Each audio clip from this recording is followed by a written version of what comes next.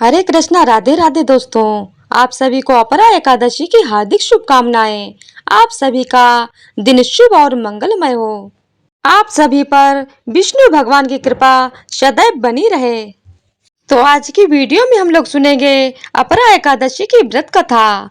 वेदों और पुराणों में वर्णित व्रतों की महिमा अनंत है। एकादशी व्रत इनमें सर्वोपरि माना गया है, क्योंकि यह सीधे सीधे भगवान विष्णु को समर्पित है और आत्मा की शुद्धि के लिए अत्यंत प्रभावशाली माना गया है। ज्येष्ठ कृष्ण पक्ष की एकादशी, जिसे अपरा एकादशी या अचला एकादशी कहते हैं, उसका विशेष महत्व है। पंचांग के अनुसार इस साल ज्येष्ठ माह के कृष्ण पक्ष की एकादशी तिथि 22 मई की रात 1:12 पर शुरू हो रही है और इस तिथि का समापन 23 मई की रात 10:29 पर हो जाएगा। इस चलते 23 मई शुक्रवार के दिन ही अपरा एकादशी का व्रत रखा जाएगा। यह तिथि अत्यंत शुभ मानी जाती है और इसे विशेष पुण्य फल प्रदान करने वाली माना गया है। एक बार महाराज युधिष्ठिर ने भगवान श्री कृष्ण से पूछा, हे माधव, कृपा करके मुझे ज्येष्ठ कृष्ण पक्ष की एकादशी का नाम, उसकी महिमा और व्रत की विधि विस्तार से बताइए। भगवान श्री कृष्ण मुस्कुराए और बोले, हे राजन, यह एकादशी अपरा और अचला इन दोनों नामों से जानी जाती है। अपरा अर्थात जिसका पुण्य अपार है और अचला अर्थात जो अडोल है, जिसे करने से पुण्य कभी क्षीण नहीं होता। जो इस व्रत को श्रद्धा से करता है वह संसार में ख्याति प्राप्त करता है और अंत में परम धाम को प्राप्त करता है। युधिष्ठिर कहने लगे, हे भगवान, कृपा करके यह बताइए कि ज्येष्ठ कृष्ण पक्ष की एकादशी का क्या नाम है, उसका व्रत किस प्रकार किया जाता है और उसमें क्या फल प्राप्त होता है। श्री कृष्ण मुस्कुराते हुए बोले, हे राजन, इस एकादशी का नाम अपरा है और इसे अचला एकादशी भी कहा जाता है। यह एकादशी पापों का नाश करने वाली तथा अपार पुण्य प्राप्त करने वाली है। इस दिन जो भक्त सच्चे मन से व्रत करते हैं वे पृथ्वी पर यश प्राप्त करते हैं और अंत में परम पद को प्राप्त करते हैं। भगवान श्री कृष्ण ने आगे कहा, ज्येष्ठ कृष्ण पक्ष की इस अपरा एकादशी का महत्व पुराणों में विस्तार से बताया गया है। इस व्रत में भगवान त्रिविक्रम विष्णु जी के वामन रूप की पूजा की जाती है। जो व्यक्ति इस दिन व्रत करता है उसके सारे पाप, जैसे ब्रह्म हत्या, भूत योनि, पर स्त्री गमन, झूठ बोलना, झूठी गवाही देना, झूठा ज्योतिष या वैद्य बनना और झूठे शास्त्रों का प्रचार करना, सब समाप्त हो जाता है। जो क्षत्रिय युद्ध से भाग जाते हैं या जो शिष्य अपने गुरु की निंदा करते हैं वो भी घोर पाप के भागी होते हैं। लेकिन यदि वे श्रद्धा से अपरा एकादशी का व्रत करें तो उनके सभी पाप नष्ट हो जाते हैं। इस व्रत से जो पुण्य प्राप्त होता है वह अन्य कई तीर्थों और व्रतों से भी अधिक होता है।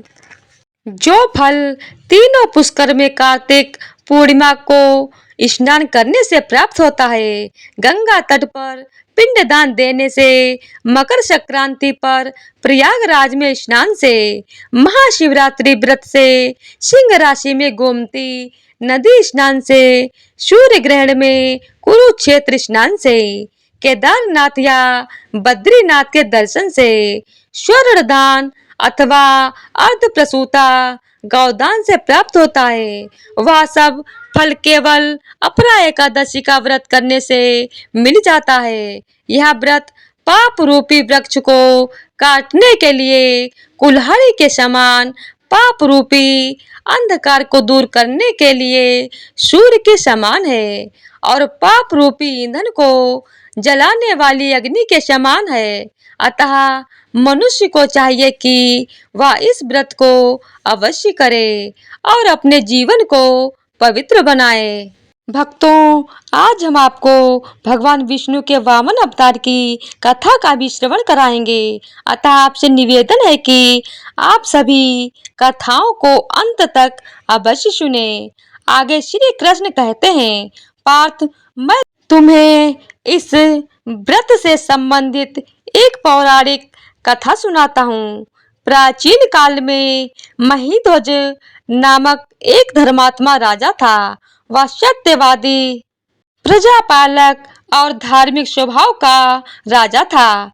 लेकिन उसका छोटा भाई वज्रध्वज क्रूर, अधर्मी और अत्यंत ईर्ष्यालु था। वह अपने बड़े भाई से द्वेष करता था और एक दिन उसने छल पूर्वक उसकी हत्या कर दी। राजा महिध्वज के शव को एक घने जंगल में एक पीपल के वृक्ष के नीचे गाड़ दिया गया।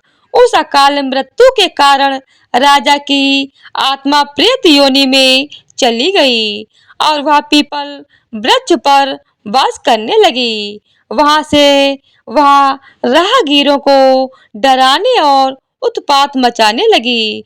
वर्षों तक यह स्थिति बनी रही, जब तक कि एक दिन महान तपस्वी ऋषि धौम में उस वन में से गुजरे।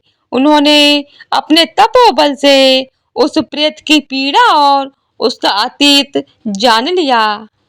वह जान गए कि यह आत्मा राजा महिध्वज की है, जो अपने छोटे भाई के पाप का शिकार हुई है।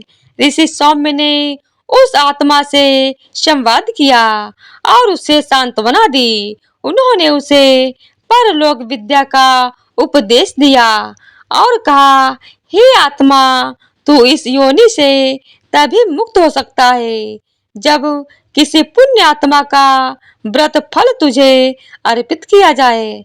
तब उस करुणामयी ऋषि ने स्वयं अपना एकादशी का व्रत किया और उसका समस्त पुण्य राजा को अर्पित कर दिया। जैसे ही व्रत का पुण्य राजा को प्राप्त हुआ, दिव्य प्रकाश प्रकट हुआ और वह प्रेत योनि से मुक्त हो गया। उसने दिव्य देह धारण की और स्वर्ग निर्मित पुष्पक विमान में बैठकर स्वर्ग की ओर प्रस्थान किया। जाते जाते उसने ऋषि को धन्यवाद दिया और कहा, हे मुनिवर, आपने मुझे अधोगति से बचाया है। मैं सदैव आपका ऋणी रहूंगा। भगवान श्री कृष्ण बोले, हे दुष्टिर, इस व्रत को जो श्रद्धा से करता है या इसकी कथा को भावपूर्वक सुनता या पढ़ता है, वह समस्त पापों से मुक्त हो जाता है और अंत में भगवान विष्णु के परम धाम को प्राप्त करता है। अपरा एकादशी के पश्चात ज्येष्ठ मास के शुक्ल पक्ष में अगली एकादशी आती है, जिसे निर्जला एकादशी कहा जाता है। यह एकादशी भी अत्यंत पुण्यदायिनी मानी जाती है, परंतु अपरा एकादशी अपने आप में समस्त पापों को नाश की कुंजी है। इस कथा को पढ़ने और श्रवण करने मात्र से व्यक्ति को अपार पुण्य की प्राप्ति होती है। जो श्रद्धा, संयम और नियम पूर्वक इस व्रत को करता है, वह न केवल इस जन्म में बल्कि अगले जन्मों तक भी उत्तम फल का भागी बनता है। श्री वैष्णवे नमः। अपरा एकादशी का पारण समय 23 मई के दिन अपरा एकादशी का व्रत रखा जाएगा और इस चलते अगले दिन 24 मई शनिवार को अपरा एकादशी का पारण किया जाएगा। व्रत पारण का शुभ मुहूर्त सुबह 6:01 से सुबह 8:39 के बीच है। अपरा एकादशी के दिन वामन भगवान की पूजा करने से व्यक्ति को सभी पापों से मुक्ति मिलती है और मोक्ष की प्राप्ति होती है। भक्तों, अब हम श्रवण करेंगे भगवान विष्णु के वामन अवतार की कथा। वामन अवतार भगवान विष्णु का 5वां अवतार है, जो त्रेता युग में हुआ था। इस अवतार में भगवान विष्णु ने एक बौने ब्राह्मण वामन का रूप धारण किया। यह अवतार असुर राज बलि के अहंकार को समाप्त करने और तीनों लोकों में धर्म की स्थापना के उद्देश्य से हुआ था। दैत्यों के राजा बलि प्रहलाद के पौत्र और विरोचन के पुत्र थे। वे अत्यंत बलशाली, विद्वान और विष्णु भक्त थे। उन्होंने कठिन तपस्या और यज्ञों के माध्यम से देवलोक पर विजय प्राप्त कर ली। देवराज इंद्र सहित अन्य देवता पराजित होकर स्वर्ग से निष्कासित हो गए। असुरराज बलि की प्रसिद्धि और शक्ति निरंतर बढ़ रही थी। बलि ने महर्षि भृगु के वंशज शुक्राचार्य को अपना गुरु बनाया और उनके निर्देशन में एक विशाल अश्वमेध यज्ञ का आयोजन किया। इस यज्ञ के माध्यम से बलि तीनों लोकों पर अधिकार करना चाहता था। देवता भयभीत होकर ब्रह्मा जी के साथ भगवान विष्णु के पास गए और असुर राज बलि के अत्याचार से रक्षा की प्रार्थना की। भगवान विष्णु ने आश्वासन दिया कि वे स्वयं वामन रूप में अवतार लेंगे और बलि का गर्व चूर करेंगे। भगवान विष्णु ने अदिति के गर्भ से वामन रूप में अवतार लिया। वे एक छोटे बौने ब्राह्मण के रूप में प्रकट हुए, जिनके शरीर से तेजोमय प्रकाश फैल रहा था। उनके हाथ में छत्र कमंडल और यज्ञोपवीत था। वामन भगवान बलि के यज्ञ स्थल पर पहुंचे। बलि ने उनका आदर सत्कार किया और उन्हें दान देने का वचन दिया। वामन भगवान ने अत्यंत विनम्रता से कहा, हे राजन, मुझे बस 3 पग भूमि दान में दीजिए, जिससे मैं अपने चरण रख सकूं। बलि ने यह देखकर कि वामन केवल 3 पग भूमि मांग रहे हैं, हंसते हुए तुरंत वचन दे दिया। मगर गुरु शुक्राचार्य ने बलि को चेताया कि यह कोई साधारण ब्राह्मण नहीं, स्वयं भगवान विष्णु है। मगर बलि ने अपने वचन का पालन करने का निर्णय लिया। जैसे ही बलि ने दान का वचन दिया, वामन भगवान का आकार बढ़ने लगा। वे विशाल रूप धारण कर त्रिविक्रम बन गए। उन्होंने पहले पग में संपूर्ण पृथ्वी को मापा, दूसरे पग में आकाश को। अब तीसरा पग रखने के लिए कोई स्थान नहीं बचा। भगवान ने बलि से पूछा, अब मेरा तीसरा पग कहाँ रखूं? बलि ने विनम्रता से अपना सर झुका दिया और कहा, भगवान, तीसरा पग मेरे सर पर रखिए। भगवान ने तीसरा पग बलि के सर पर रखकर उसे पाताल लोक भेज दिया, किंतु उसके दान और भक्ति से प्रसन्न होकर वरदान दिया कि वह पाताल लोक का राजा रहेगा और प्रत्येक युग में एक दिन के लिए धरती पर शासन करेगा, जिसे हम बलि प्रतिप्रदा कहते हैं। वामन अवतार हमें यह सिखाता है कि अहंकार कितना भी बड़ा क्यों न हो, धर्म और विनम्रता के आगे झुकना पड़ता है। भगवान विष्णु ने बलि की परीक्षा ली, लेकिन उसकी दानशीलता और भक्ति से प्रसन्न होकर उसे अमरता का आशीर्वाद दिया। यह व्रत बहुत ही पुण्यमय है। बोलिए श्री लक्ष्मी नारायण भगवान की जय हो। श्री तुलसी माता की जय हो। शालिग्राम भगवान की जय हो। भक्तों, आइए अब हम आप सभी की मनोकामनाओं को पूर्ण करने वाली एक कथा को भी सुनते हैं। एक बार देव ऋषि नारद जी बैकुंठ लोक चले गए। वहां उन्होंने भगवान श्री लक्ष्मी जी को प्रणाम किया।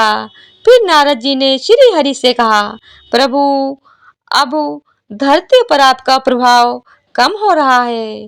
धर्म पर चलने वालों को कोई अच्छा फल नहीं मिल रहा है। जो पाप कर रहे हैं उनका भला हो रहा है। तब श्री हरि कहने लगे, ऐसा नहीं है देव ऋषि, जो भी हो रहा है सब नियति के कारण हो रहा है। श्री हरि की बात सुनकर नारद जी बोले, प्रभु, मैं तो देख कर आ रहा हूँ कि पापियों को तो अच्छा फल मिल रहा है, लेकिन भला करने वाले और धर्म के रास्ते पर चलने वाले लोगों को बुरा फल मिल रहा है। उन्हें दुख भोगने पड़ रहे हैं। भगवान ने कहा, देव ऋषि, कोई ऐसी घटना बताओ जिससे तुम्हें यह लग रहा हो। नारद जी कहने लगे, प्रभु, अभी अभी मैं एक जंगल से आ रहा था। वहां पर एक गाय दलदल में फंसी हुई थी। कोई भी उसे बचाने वाला नहीं था। थोड़ी ही देर के बाद मैंने देखा कि एक चोर उधर से गुजर रहा था। दलदल में फंसी हुई गाय को देखकर वह रुका तक नहीं, बल्कि उस गाय पर पैर रखकर वह दलदल से भरा हुआ गड्ढा लांग कर आगे निकल गया। आगे गया तो उस चोर को सोनों की मोहरों से भरी एक थैली मिली। थोड़ी ही देर बाद वहां पर एक साधु महाराज आए। उन्होंने उस गाय को दलदल में फंसा देखा तो गाय को बाहर निकालने की पूरी कोशिश की और पूरी ताकत लगाकर आखिरकार उस गाय को निकाल लिया। गाय को बाहर निकालने के प्रयास में वह साधु महाराज खुद दलदल में लथपथ हो गए। जब वह साधु महाराज आगे बढ़े तो एक गड्ढे में गिर गए और उन्हें चोट लग गई। प्रभु, अब आप ही बताइए, यह कौन सा न्याय है। नारद जी की पूरी बात सुन लेने के बाद श्री हरि बोले, देव ऋषि, यह सही हुआ। जो चोर गाय पर पैर रखकर भाग गया था, उसकी किस्मत में तो एक खजाना था, लेकिन उसके इस पाप के कारण उसे केवल कुछ मोहरे ही मिल पाई। वही उन साधु महाराज को गड्ढे में इसलिए गिरना पड़ा क्योंकि उनके भाग्य में उस समय मृत्यु लिखी थी। लेकिन एक गाय को बचाने के कारण और उस दलदल से बाहर निकालने के कारण उनके पुण्य बहुत अधिक बढ़ गए और उनकी मृत्यु बस एक छोटी सी चोट में बदल गई। इंसान के कर्म से ही उसका भाग्य तय होता है देव ऋषि, इसीलिए अच्छे कर्म करना कभी भी नहीं छोड़ना चाहिए।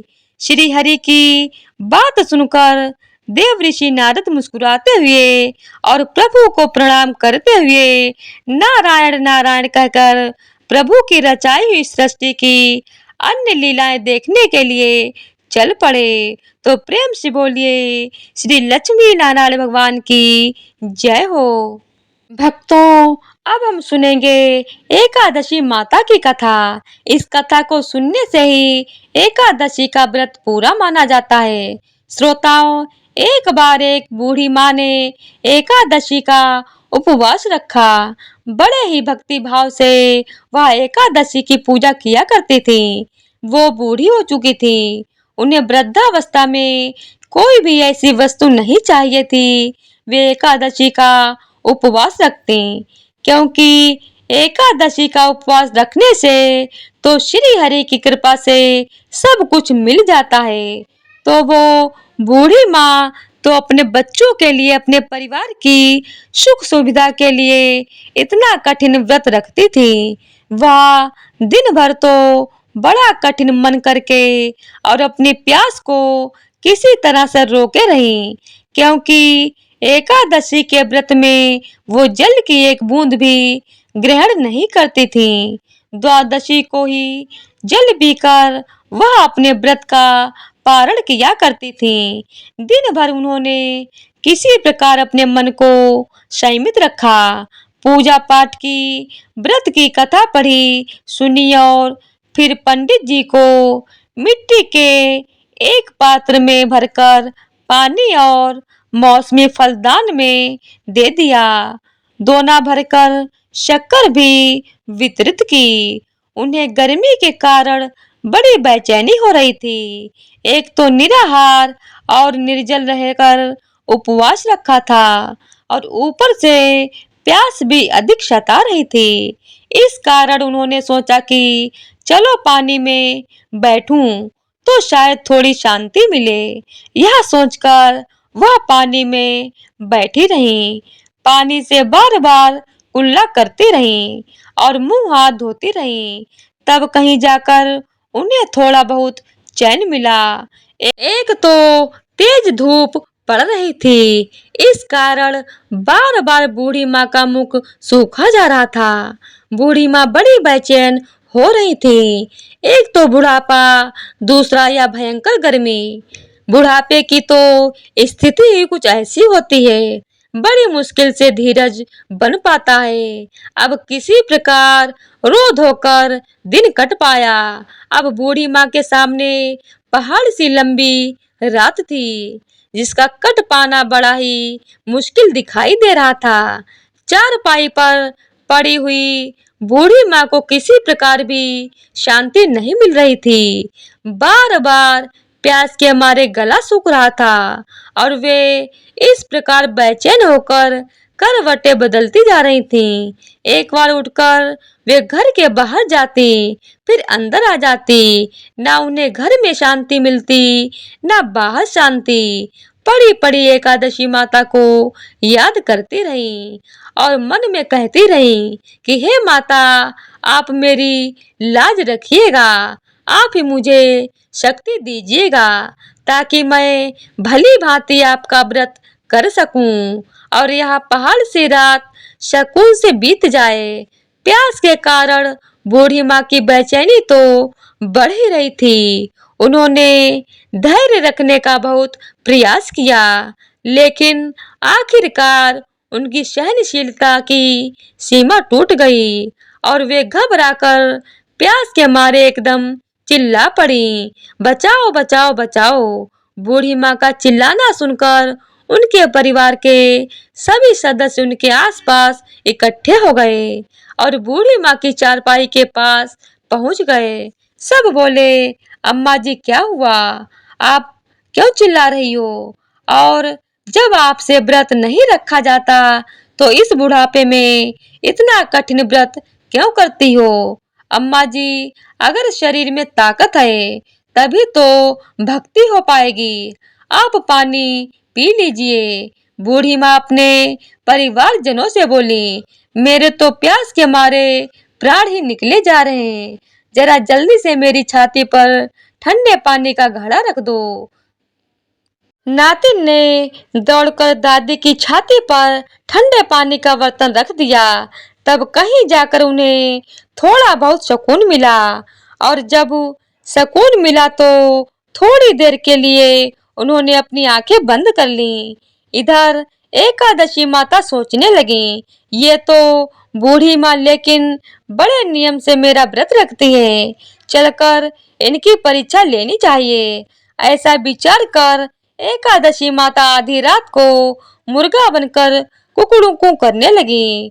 मुर्गे की आवाज सुनकर बूढ़ी माँ जल्दी से उठी और बाहर जाकर आसमान की ओर निहारा, लेकिन आसमान में तो कहीं भी उन्हें सुबह का तारा दिखाई ही नहीं दिया।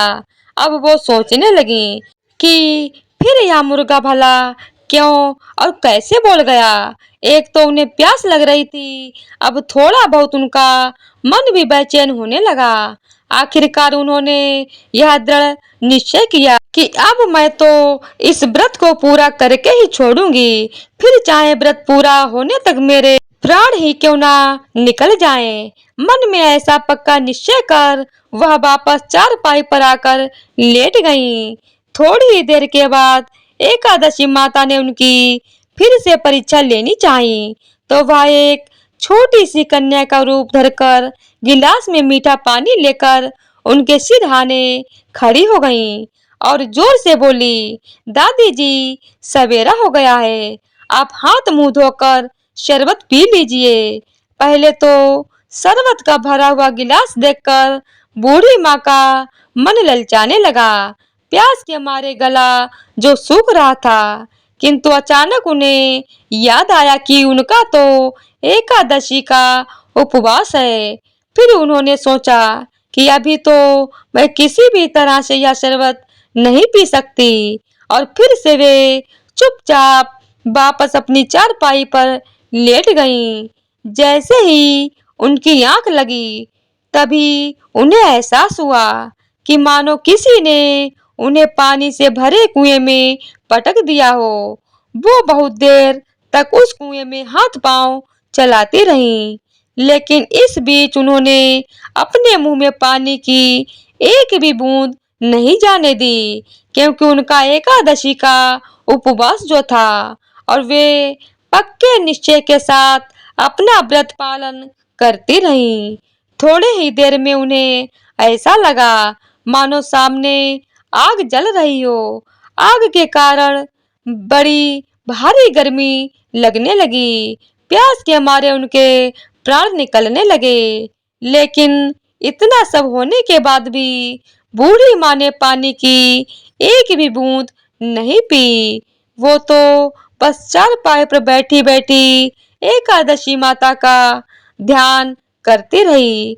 अब सवेरा होने में बस कुछ ही समय है, यह जानकर वो बड़ी तसल्ली के साथ इधर उधर घूमने लगी। एकादशी माता अब तक यह बात अच्छी तरह से समझ गईं कि इन बूढ़ी माँ को किसी भी प्रकार से अपने व्रत से नहीं टाला जा सकता। वे उनके सत्य व्रत को भली भांति समझ गई थी। अब सवेरा हो गया तो बूढ़ी माँ ने स्नान किया, भगवान श्री हरि का पूजन किया, फिर एकादशी माता की कथा सुनी, ब्राह्मणों को दक्षिणा देकर भोजन कराया। तब कहीं जाकर उन्होंने जल ग्रहण किया। कन्याओं को भोजन कराने के बाद बूढ़ी माँ ने फिर स्वयं भोजन किया, और उस श्रेष्ठ व्रत के प्रभाव से बूढ़ी अम्मा की आयु में वृद्धि हो गई। उनकी आयु बढ़ गई। उनका घर परिवार हरा भरा हो गया। अब उनके घर में किसी भी चीज का कोई अभाव नहीं रहा। उनका घर हर प्रकार के सुख साधनों से भर गया। पोता पोती नाती नातिन से उनका घर भर गया, और वो उसी दिन से 12 महीने की एकादशी का व्रत करने लगी। एकादशी माता के व्रत के पुण्य के प्रताप से इस संसार में हर प्रकार के सुख भोग कर वह बूढ़ी माँ अंत में भगवान श्री हरि के धाम को चली गईं। जैसे एकादशी माता ने उन बूढ़ी माँ को और उनके परिवार को हरा भरा किया, वैसे ही हे एकादशी माता, हम सभी की मनोकामनाएं पूर्ण कीजिएगा। तो प्रेम से बोलिए श्री लक्ष्मी नारायण भगवान की जय हो, एकादशी माता की जय हो। तो प्रिय भक्तों, यह थी आज की कथाएं। उम्मीद है आपको पसंद आई होंगी। पूजा विधि: सुबह जल्दी उठकर स्नान आदि से निवृत्त हो जाएं। घर के मंदिर में दीप प्रज्वलित करें। भगवान विष्णु को गंगा जल से अभिषेक करें। भगवान विष्णु को पुष्प और तुलसी दल अर्पित करें। अगर संभव हो तो इस दिन व्रत भी रखें। भगवान की आरती करें। भगवान को भोग लगाएं। इस बात का विशेष ध्यान रखें कि भगवान को सिर्फ सात्विक चीजों का भोग लगाया जाता है। भगवान विष्णु के भोग में तुलसी को जरूर शामिल करें। ऐसा माना जाता है कि बिना तुलसी के भगवान विष्णु भोग ग्रहण नहीं करते हैं। इस पावन दिन भगवान विष्णु के साथ ही माता लक्ष्मी की पूजा भी करें। इस दिन भगवान का अधिक से अधिक ध्यान करें। तो इसी तरह से अपरा एकादशी की व्रत कथा पूर्ण होती है।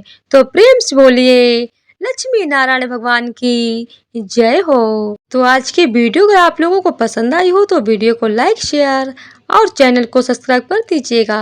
धन्यवाद।